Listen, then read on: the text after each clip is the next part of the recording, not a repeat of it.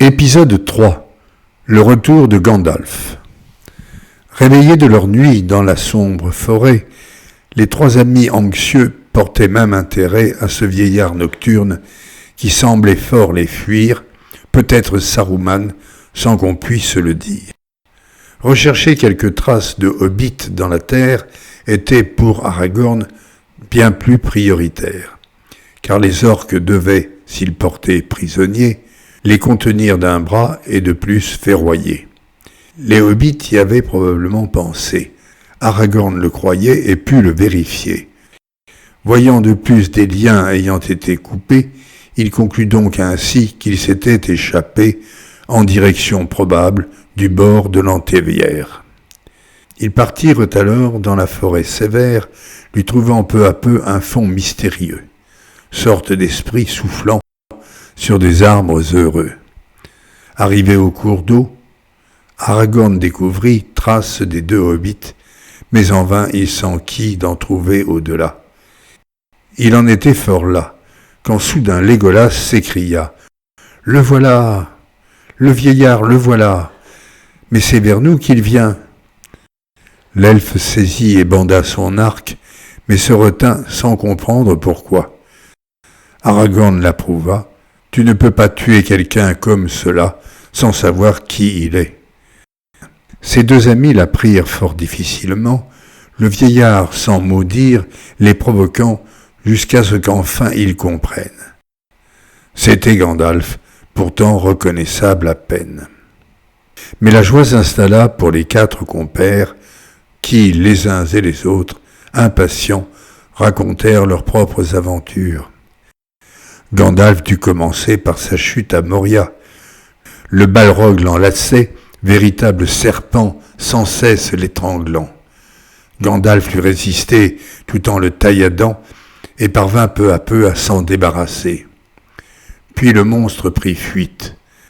Gandalf put travailler ainsi, en le suivant, nombreuses galeries, jusqu'aux Khazad-dûm. Enfin le Balrog prit une longue spirale de marche débouchant sur le sommet, où un soleil brûlant le mit alors en flammes. Puis la foudre et l'orage, ainsi que pluie de glace, achevèrent ravage de ce lieu terrifiant. Gandalf élimina le monstre et l'inconscient enfin le terrassa.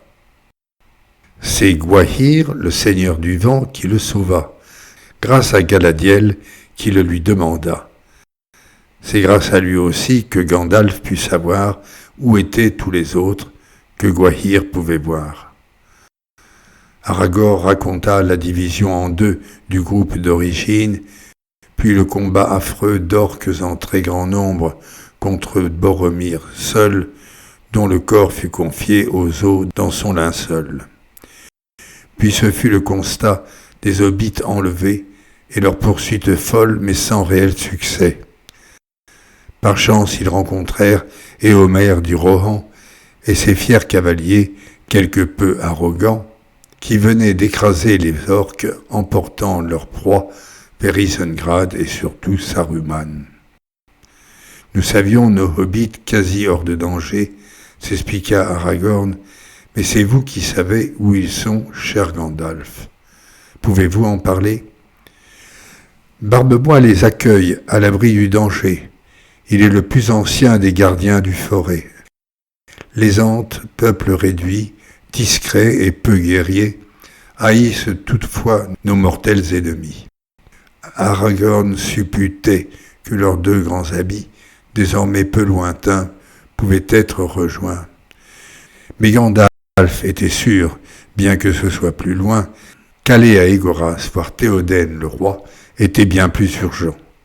Il était dans l'effroi, ses cavaliers n'étant certes pas suffisants pour détourner un mage semblable à Samouran. Aragorn comprenait qu'il était bien normal que Gandalf s'approprie conversation royale sur le sort du Rohan, tout en y associant l'héritier d'Isildur et aussi d'Unadin. Le mage analysa pour ses trois compagnons les plans de Samouran et les options d'action qu'il avait adoptées. Faire enlever les deux hobbits par sa légion d'orques ignominieux et leur prendre l'anneau ou les faire parler. Éomer, inquiétant, décida d'attaquer ces orques et les faire totalement périr. Et il crut par erreur que vers Minas Tirith, il ambitionnerait de trouver ce succès quand c'était Isilgar qui nous intéressait. Sanuran était fort mais aveugle pourtant, et son rival conclut chaque jour en son temps. Gandalf en resta là, les autres ne sachant pourquoi il avait pris habillement en blanc, à Caras-Galadon, sans doute le signal d'une guerre à merci du bien contre le mal.